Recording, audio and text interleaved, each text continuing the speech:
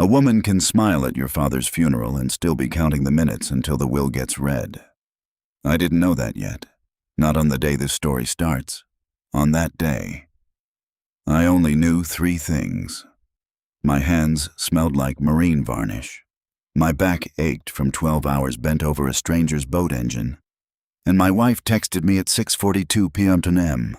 asking if I'd finally be home before the good light was gone for pictures. Pictures.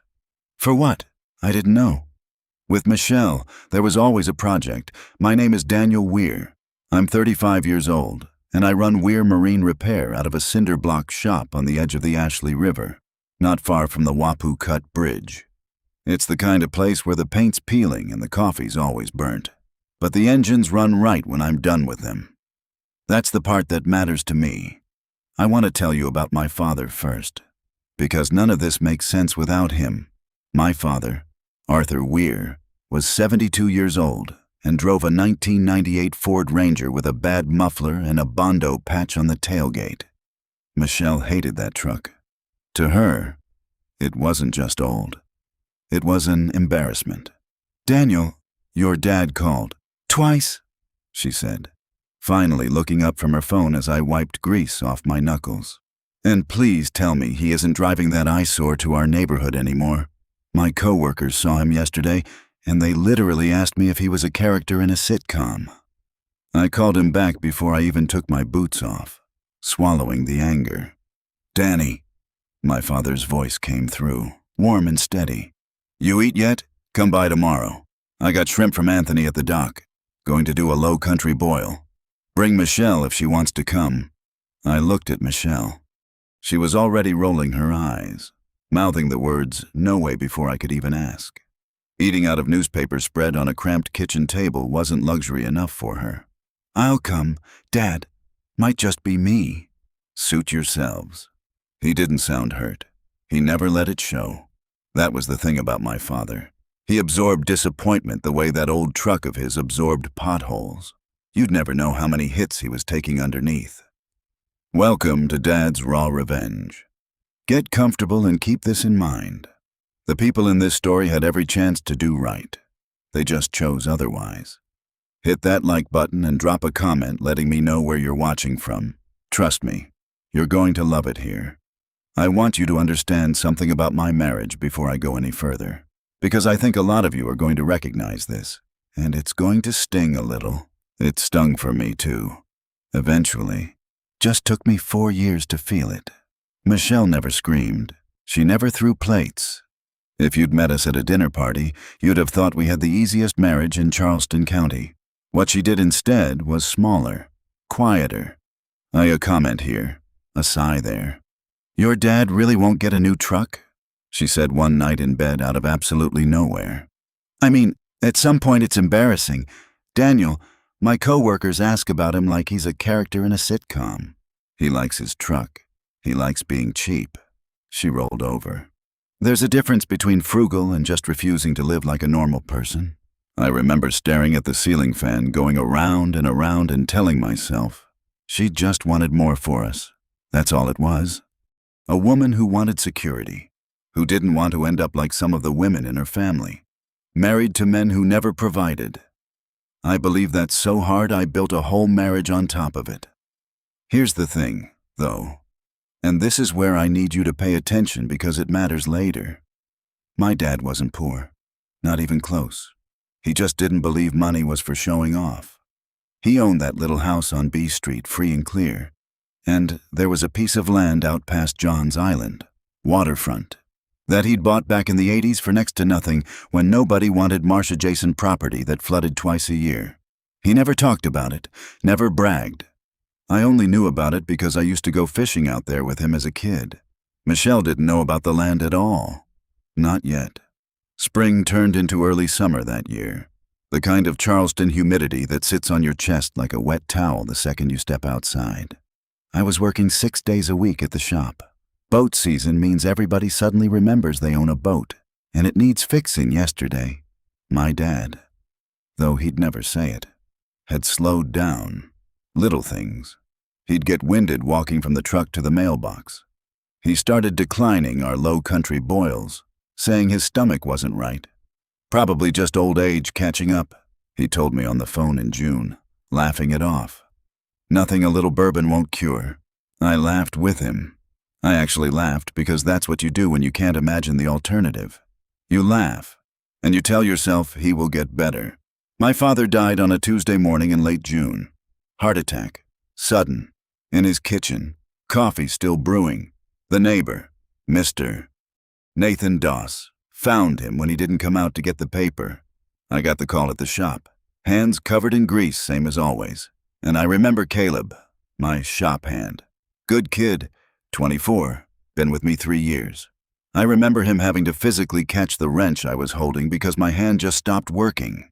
Everything after that call happened underwater. Sound came through muffled. People's mouths moved, but I only caught every third word. The funeral was small, the way he would wanted it.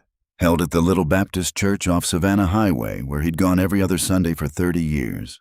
The other Sunday schedule being a running joke between us, since he always said God understood a working man's priorities. Neighbors brought food, real Charleston food. None of that fancy stuff. A woman named Becky from down the street brought a pan of shrimp and grits that could have made a grown man cry on its own. And somebody's husband smoked a pork butt overnight that fed 40 people easy. My father's old truck sat in the driveway the whole week after, and nobody, not me, not anybody, could bring themselves to move it. Michelle was there. She wore black. She hugged the right people. She said he's in a better place now to enough relatives that it started sounding like a line from a script. I didn't notice at the time how empty it sounded. I was too busy drowning. "You okay?" She asked me that night back at our place. The first time we'd been alone in days. "No," I said honestly. "I don't think I will be for a while." "I know, baby." She rubbed my back. "Take whatever time you need." I believed her. God help me. I believed her completely. 2 weeks passed. I went back to the shop because staying home made the silence in my own head too loud. Caleb handled me with a kind of gentle patience I didn't know a 24-year-old had in him. Took the easy jobs off my plate without making a thing of it. Brought me a sweet tea every morning without asking if I wanted one. "You don't gotta be here, boss," he told me one afternoon. "Nobody'd blame you for taking time." "I need the noise," I told him. The quiet's worse. At home, though, there was no escaping it. Every corner of that house had my dad's fingerprints somewhere. A chair he'd fixed for us. A fishing rod he'd left in the garage just in case. I'd sit on the couch some nights just staring at nothing. The TV on, but not really on. My mind stuck somewhere between the hospital and the church and every conversation I wished I'd had with him and didn't. That's exactly where I was. Couch, dead air. Grief sitting on my chest like humidity. When Michelle walked in from the other room and dropped something in my lap, a brochure, glossy. The Amalfi Coast. Big, bold letters. A couple on a yacht looking like they didn't have a single problem between them. I stared at it for a second before it registered. "What's this?" "I was thinking Italy," she said, sitting on the arm of the couch like she was announcing dinner plans. "We've been through so much. We deserve something to look forward to." I actually thought I'd misheard her. I remember replaying the sentence in my head, waiting for it to make sense a different way. "Michelle," my voice came out flatter than I meant it to. "My dad's been gone 3 weeks. I know that. Daniel." She said it like I was the one being unreasonable. "I'm not saying tomorrow. I'm saying we should have something to plan. Something good. I can't even think about a vacation right now." She was quiet for a second. Just a second. And in that silence, something shifted in her face that I'd never seen before. Not sadness, not patience. Something colder. "Grief doesn't pay for anything. Daniel," she said. I didn't understand that sentence yet. I wouldn't understand it fully for another few weeks. But I felt it land somewhere in my chest like a stone dropped into still water. And even numb as I was, even grieving as I was, some small, quiet part of me knew that sentence didn't belong to a woman who loved me. She stood up, smoothed her shirt, and walked back toward the kitchen like she hadn't said anything at all. I sat there holding a brochure for the Amalfi Coast. My father 2 weeks in the ground. And for the first time in 4 years of marriage, I felt something I couldn't name yet. I just knew it tasted like fear. What I didn't know yet was that the person sleeping next to me every night had already been doing math on my family's grief. I didn't know about the land yet. I didn't know what Thomas Vance, my dad's attorney of almost 30 years, was quietly finalizing behind closed doors that same week. All I knew, sitting on that couch with a glossy brochure in my hands and my father's absence pressing down on the whole house like the Charleston heat outside, was this. The woman I married was not who I thought she was, and she had absolutely no idea what my father had already done to protect me from her. She started spending his money 3 weeks before she even knew how much there was. That's the part that still gets me. Looking back, Michelle didn't wait for a number. She didn't wait for a lawyer, a ledger, a single confirmed fact. She just decided there was a fortune sitting somewhere with my name on it, and she started building her new life on credit before anybody told her the terms. I didn't know any of that yet, though, not that week. That week, I was still trying to figure out how to breathe right. July in Charleston does something to a house. The air conditioning runs constant, and you can hear it click on and off like a heartbeat in the walls. I notice things like that now. Small sounds. Small silences. Because my mind had nowhere else productive to go. Grief does that. It turns you into somebody who notices everything and processes nothing. I was back at the shop most days. Caleb had taken to running interference for me without ever making it obvious. Fielding calls from customers who wanted to vent about their engines. Steering the easy jobs my way and the complicated ones to himself. "You know you don't have to prove anything right now," he told me one afternoon, elbow deep in somebody's outboard motor. "Boats will still be broken next week." "Working's easier than sitting still," I said. Sitting still. My head goes places I don't want it to go. Truer than I even meant it. Because at home, my head had started going somewhere I really didn't want it to go. Straight to my wife, and a math problem she seemed to be solving without me. It started small. A new dress in the closet I didn't remember her buying. A comment about how some people around here don't know what they're sitting on. Then, about 10 days after the brochure incident, it stopped being small. I came home from the shop, grease under my nails, same as always, and found her at the kitchen table with her laptop open. A legal pad next to it covered in her handwriting. Numbers. Circled numbers. "What's all this?" I asked, dropping my keys on the counter. "I've been doing some research." She didn't even look up right away. "Did you know Johns Island rezoning is happening this year? Waterfront parcels out there are about to be worth triple what they were." My stomach dropped straight through the floor. "How do you know about the land?" Now she looked up, and there was something in her face. Not embarrassment, not guilt. Satisfaction, like she'd caught a fish she'd been patiently baiting for weeks. "Your dad's neighbor mentioned it at the funeral," she said. Said Arthur always talked about the property like it was some big secret. "I did a little digging after an official-looking packet from a commercial developer showed up in your dad's mail last week," she said, tapping the legal pad. "Daniel, a hospitality group, offered him a massive buyout because of the upcoming Johns Island commercial rezoning. Once that goes through in October, that useless as marshland is easily worth maybe $3 million. I sat down slowly across from her because my legs didn't feel like they wanted to hold me up standing. "Michelle, I don't even know what my dad's estate looks like yet. Thomas hasn't called us in for anything. Well, he needs to." She closed the laptop with a decisive little snap. "Because I've been thinking, we should get a new car. That old Camry is embarrassing, and I don't want to keep driving something with 110,000 miles on it when we're about to come into real money. Real money. Like my father was a lottery ticket she'd been holding on to waiting to cash. He's been gone for 3 weeks, I said quietly. I'm aware of how long he's been gone. Daniel," her voice sharpened, I'm also aware that life keeps going.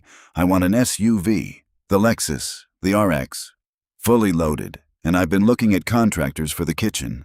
That Formica countertop has to go. It's humiliating when people come over. I just stared at her. 3 weeks. My father's truck was still sitting in his driveway because nobody could bring themselves to move it, and she was thinking of her next car. Daniel. Think about it, she said softly, stepping closer and putting a hand on my chest. It felt practiced. Your dad lived like a pauper, but he did it so we wouldn't have to. Don't you think he wants us to actually enjoy life? We need to call Thomas Vance and execute the estate immediately. It's what Arthur would want for us. She was using his memory as a crowbar to pry open his wallet. I can't do this right now, I said, pulling away from her. You can't do what? Have a conversation about our future?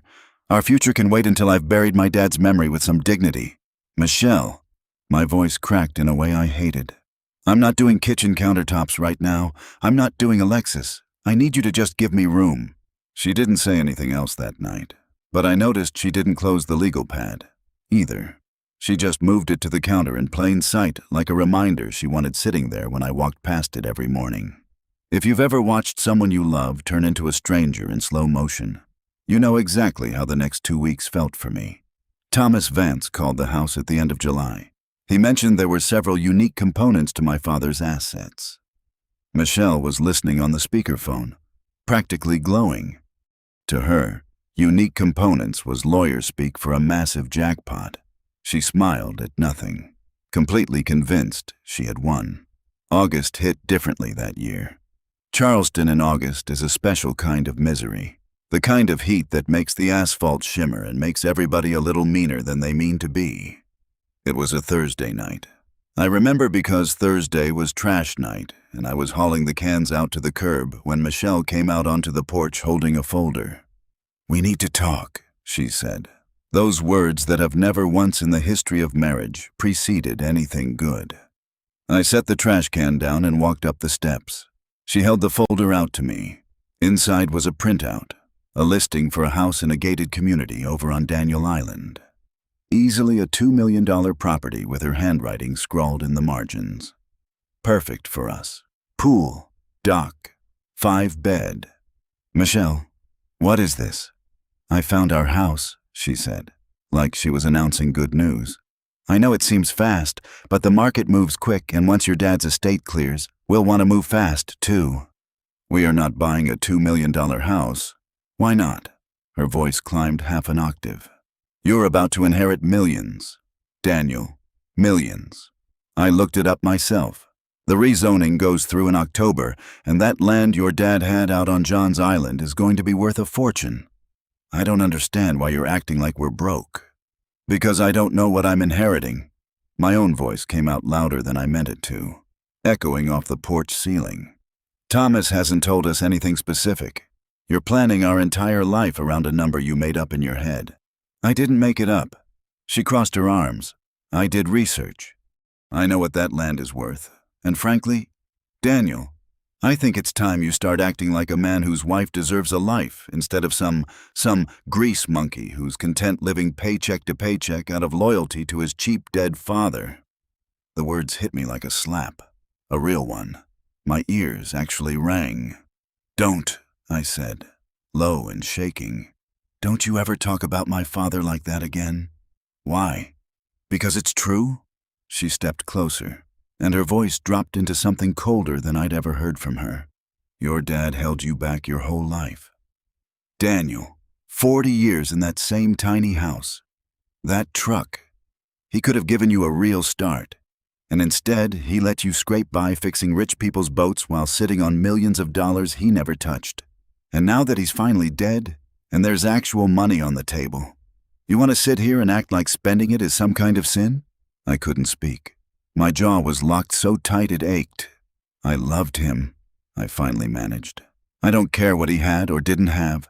I loved him for who he was. Well, I didn't marry your father, Michelle snapped. I married you, and I am done. Done living like this while there's a fortune sitting in some lawyer's file cabinet with your name on it. This was it.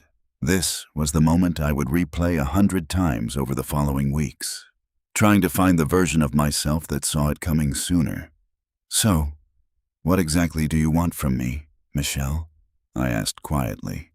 She looked at me for a long moment, and then she said the sentence that changed everything. "If you won't share it and give me the life I deserve, I'll divorce you and take half of it anyway." Silence. Real silence. The kind where you can hear your blood in your ears. Somewhere down the street, a dog barked. A car passed. Normal sounds from a world that hadn't just ended for me. "You divorce me," I said slowly. "Over money you don't even know exists yet." "I divorce you," she said, "because apparently that's the only way you'll take me seriously." She turned and walked back inside, letting the screen door slap shut behind her, leaving me standing on the porch in the August heat with a trash can at my feet, and a marriage that had just quietly died right in front of me. I didn't cry. I want you to know that. I thought I would. I thought that sentence would break something open in me, and I'd fall apart right there on the porch steps. Instead, something went still. Something went cold and clear, like a fever finally breaking. I'd spent 4 years defending her to everyone who questioned her, including myself.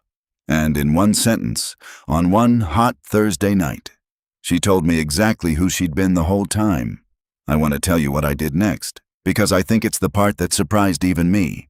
I walked back into the house. I didn't fight. I didn't scream back. I didn't call a lawyer of my own, or start hiding assets, or plotting some kind of counterattack.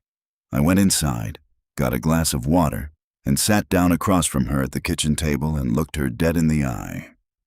"If you want a divorce, Michelle, file the papers," I said, my voice completely devoid of emotion. "But I am not touching my dad's memory right now to satisfy your greed. Do what you have to do." She looked surprised. "What?" Michelle stared at me, completely caught off guard.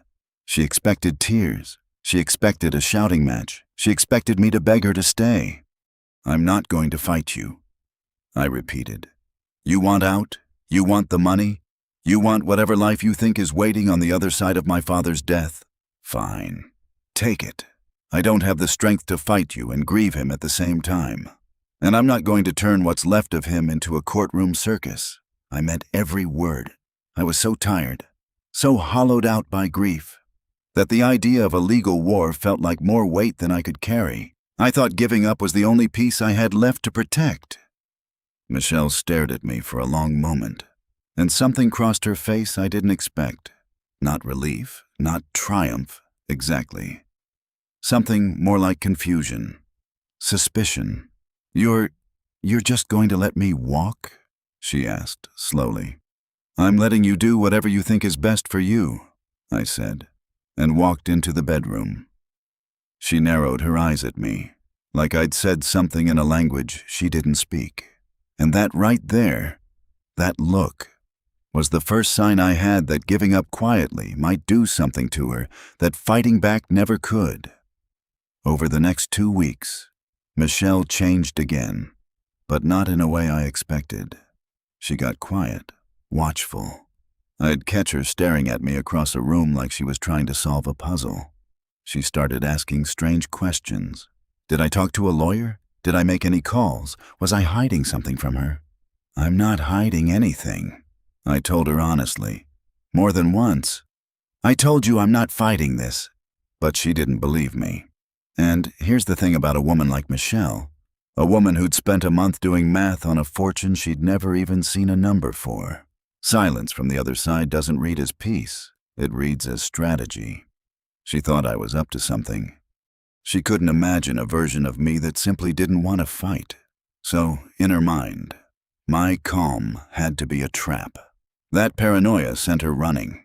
Not toward caution, but toward the most aggressive divorce attorney in Charleston County, a man named Paul Hopper, who apparently had a reputation for going for blood in high-asset settlements. She didn't tell me she'd hired him.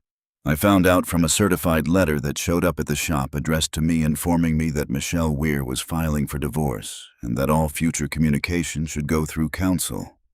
Caleb was the one who handed it to me. He watched my face as I read it. "Boss," he said carefully, "you all right?" Yeah, I said, and I meant it in a strange, quiet way that surprised me. Yeah, I think I actually am. What I didn't know, what I wouldn't find out until much later, was what Michelle was doing behind the scenes during those same weeks. She'd already maxed out our joint emergency cards to put a non-refundable deposit on that Daniel Island house, banking on the inheritance to cover it. She bought a massive luxury wardrobe on credit, and she completely drained our business operating account to hand Paul Hopper a heavy 5-figure retainer fee. She gambled every single cent we actually owned on a promise she made to herself. She assured him I was sitting on millions, and Hopper took the case eagerly, fully expecting to petition the court to make me cover all of her astronomical legal bills once the land value was uncovered. She was building an entire future on a number nobody had confirmed, spending money she didn't have on a promise nobody had made her. If you have been listening for a while, drop your thoughts in the comments. Hit the like button while you're at it, and be sure you're subscribed. Thomas Vance, meanwhile, had gone quiet. No calls, no updates, nothing beyond a short letter confirming that estate matters would be addressed at the appropriate time in the appropriate setting. I didn't think much of it. I figured it was just how these things worked. Slow, bureaucratic, indifferent to the emotional wreckage happening in the houses of the people waiting on them. I had no idea my father had been 3 steps ahead of all of us since long before he ever got sick. The settlement meeting got scheduled for the 2nd week of September. Michelle's lawyer's office, a sleek glass building downtown near the harbor. The kind of place with a lobby that smells like money and ambition. Michelle called me the night before, her voice tight with something that almost sounded like nerves. "Tomorrow's the day," she said. "I hope you're ready to be reasonable." "I told you," I said. "I'm not fighting you, Michelle." "Good," she said, "because I already know what I want." I didn't sleep that night, not because I was scared of what she wanted. I'd made my peace with letting it go weeks ago.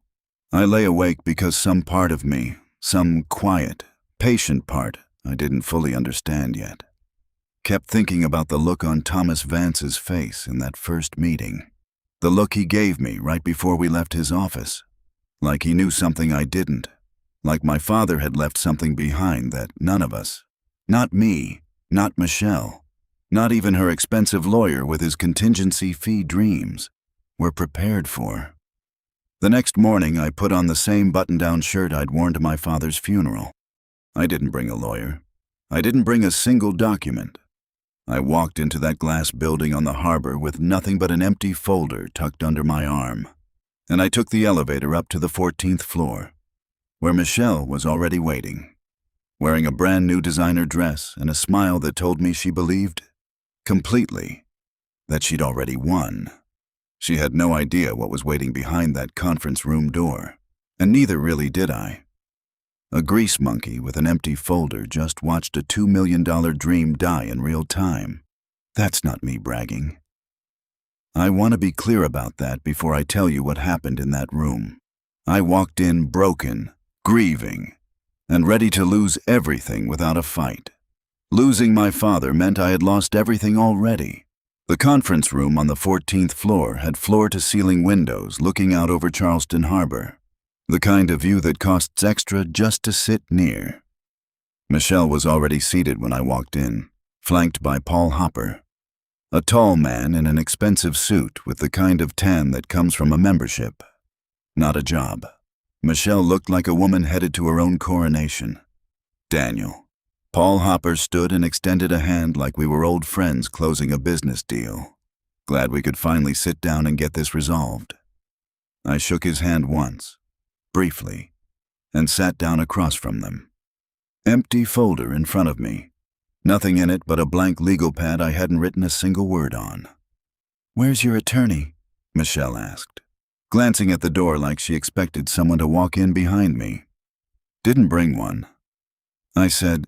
She and Paul Hopper exchanged a look I recognized instantly, even numb as I still was.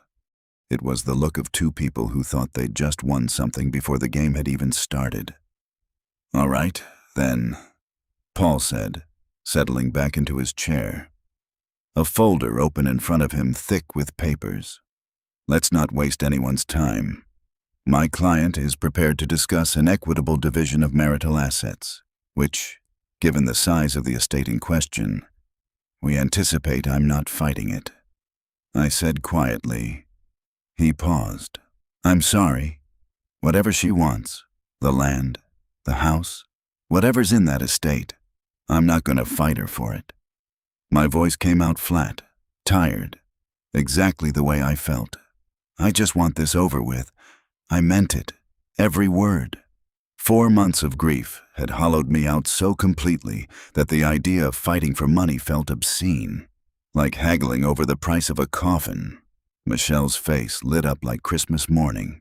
She reached over and squeezed Paul Hopper's forearm, an actual physical gesture of triumph, like she couldn't help herself.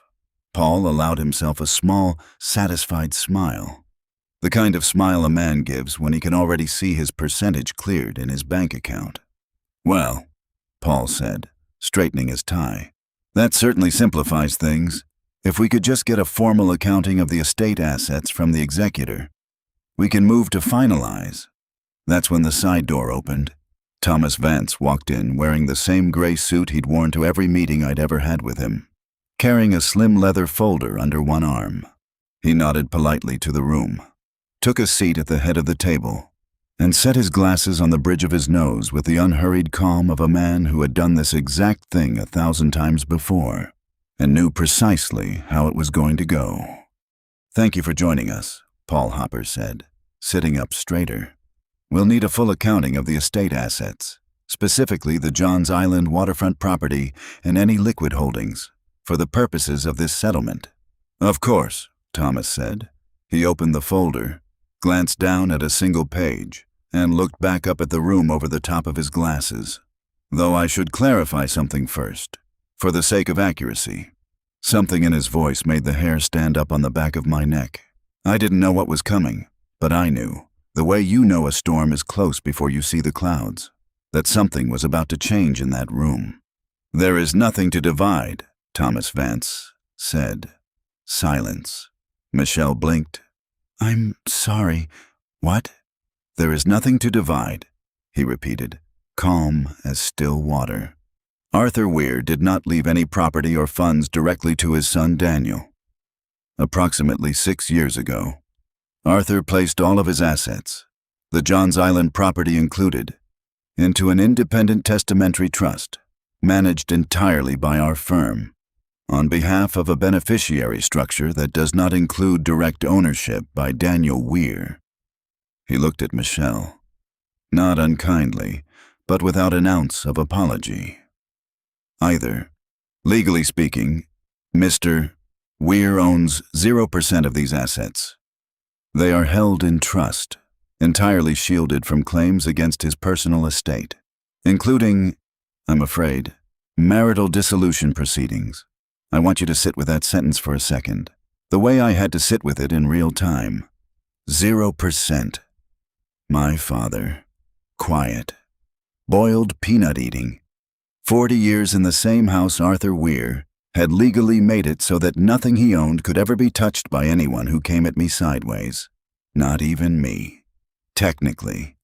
Especially not anyone chasing it through a courtroom. Paul Hopper's face went through about 4 different expressions in the space of 2 seconds. Confusion, disbelief, calculation, and finally something that looked a lot like panic. He cleared his throat. That's not possible. My client did extensive research on the rezoning valuation of that property. We structured an entire, I understand the property has significant projected value, Thomas said evenly. That value, however, belongs to the trust, not to Mr. Weir, not to his marital estate. The trust has its own designated administrator and its own beneficiaries, none of which include claims arising from a divorce. Who are the beneficiaries? Michelle's voice had gone thin, brittle, like ice about to crack. Thomas Vance looked at her for a long moment. That's not something I'm at liberty to disclose in this setting. Mrs. Weir. But I can tell you it is not you. I watched my wife's face fall apart in slow motion. Every carefully applied piece of makeup, every ounce of confidence she'd walked in wearing like armor, it all just started sliding off her at once. This is... She turned to Paul Hopper. Fix this. Do something. Mrs.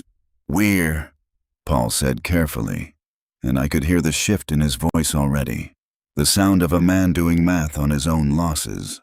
If the assets are held in an irrevocable trust structured prior to the marriages, this changes the entire... He stopped, started again. I'll need to review the trust documents personally, but if what Mr. Vance is describing holds up, there may not be significant marital assets to pursue here at all. There has to be something, Michelle said, and her voice cracked right down the middle. The house, the truck, something. The house on B Street and the vehicle are both part of the same trust structure, Thomas said. As is nearly everything else your father-in-law owned at the time of his passing. I sat there quietly through all of it. And I want to be honest with you. I didn't feel triumphant.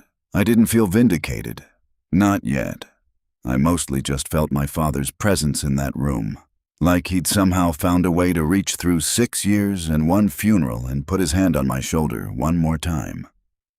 Paul Hopper closed his folder slowly. The papers inside it suddenly worth nothing at all. I watched him do the math in real time. The contingency fee he'd been counting on. The percentage of millions that had just evaporated into a legal structure none of his research had accounted for. Mrs. Weir, he said quietly, I think we need to speak privately. No.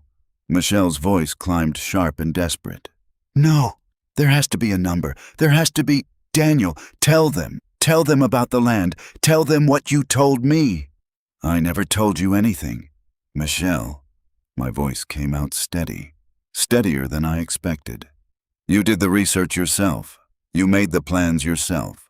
You threatened to divorce me over money that was never mine to give you. And there it was. The moment I finally understood the full shape of what my father had done. He hadn't just protected his land. He'd protected me from a version of my own marriage I'd been too in love to see clearly. He built a wall around everything he owned years before he ever got sick because somewhere along the way, quietly, without ever saying a word to me, he'd figured out exactly who Michelle really was. Thomas Vance closed his folder and stood. I believe my part in this meeting is concluded, he said. He turned to me and something in his face softened, just slightly. The first crack of real emotion I'd seen from him in 6 years of knowing him. Daniel, before I go, he reached into the leather folder and pulled out a plain white envelope. Sealed. My name written across the front in handwriting I would have recognized anywhere in the world. Blocky. Careful. A little slanted to the left. My father's handwriting. Your father told me to give you this, Thomas said quietly, when this day came. My hands were shaking when I took it, not from fear, from something closer to awe. He knew, somehow, years ago, he knew this exact day was coming, and he'd already written the words he wanted me to read on it. I set the envelope down in front of me without opening it. Not yet. Not in that room. Behind me, the meeting was dissolving into chaos. Paul Hopper was already gathering his things, muttering something to Michelle about reassessing representation, which I understood, even in my numb state, to mean he wanted nothing more to do with a client who couldn't pay him what he'd been promised. Michelle sat frozen, staring at the table, her cream-colored dress suddenly looking less like a coronation gown and more like a costume for a party that had been canceled. This isn't over, she said to no one in particular. This isn't over. I stood up, tucked the envelope into my jacket pocket, and walked out of that room without saying another word. I had only made it about half a block down the sidewalk toward my truck when I heard her heels behind me, fast and uneven on the pavement. Daniel. Michelle's voice cracked through the afternoon air. Daniel, wait. I stopped, but I didn't turn around right away. When I finally did, she was standing there, mascara starting to streak, designer dress suddenly looking too big for her. Somehow, you planned this, she said, breathing hard. You and your cheap father, you planned this whole thing to humiliate me. Nobody planned anything to humiliate you. Michelle, I said quietly, my dad protected what was his. That's all that ever happened here. You knew, she said, pointing a shaking finger at me. You had to have known. You let me plan a whole life around money that was never even there. I didn't know, I said. And it was the truth. I found out the same time you did. Difference is, I never once threatened to leave you over it. That seemed to land somewhere because her face crumpled, and the anger dissolved into something closer to real tears. We had 4 years. Daniel, she said, voice breaking. Doesn't that mean anything to you? Are you really going to just walk away from everything we built? I looked at her for a long moment, really looked, and I realized with a strange kind of calm that I didn't feel anger anymore. I didn't feel much of anything toward her at all, just a quiet, tired kind of finality. We didn't build anything. Michelle, I said, you were waiting for something to cash in. I just didn't want to see it. I didn't wait for her response. I walked away, leaving her standing on the hot pavement, and found a quiet stone bench near the harbor walk. Sat down and let the traffic noise and the gulls and the smell of pluff mud drift over me the way they had my whole life in this city. Behind me, I heard her heels on the pavement again, this time walking away, fast, furious, alone. I didn't watch her go. I didn't need to. I pulled the envelope out of my jacket pocket with hands that had finally stopped shaking. My father's handwriting stared back at me from the front. Just my name, Danny, the only person left alive who still called me that. I opened it carefully, like it might disappear if I moved too fast. Son, if you are reading this, it means I am gone, and your wife has done exactly what I feared she would do. I saw how she looked at my things and how she treated you like a paycheck. I didn't say anything because you loved her so much, and I didn't want to break your heart while I was alive. I chose to protect you this way instead. Take care of yourself, son. I'm always looking out for you. I read it twice, then a third time. The harbor traffic kept moving around me, oblivious, the way the world always keeps moving. No matter how much of yours has just quietly ended and begun again in the same afternoon. My father never said a bad word about Michelle to my face. Not once in 4 years. He let me love who I loved, and he protected me anyway.